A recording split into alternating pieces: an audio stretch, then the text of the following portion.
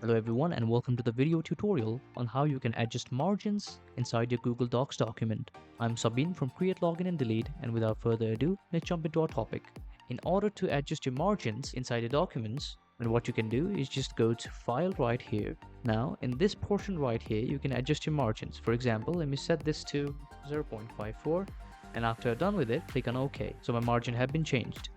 So this is one way to set up the margin or adjust the margin. The other way you can use is with ruler, right? So this is the ruler right here. If you don't see it in your Google Docs, you can go to view and right here, toggle this option on. Now you can just simply click on this blue icon right here, click on it, hold on it, and just set up the margin. So using the ruler can help you in setting up your margins as well. Now, in order to set your margins to default, what you can do is simply go to File again, go to Page Setup again, and then click on Set as Default option right here.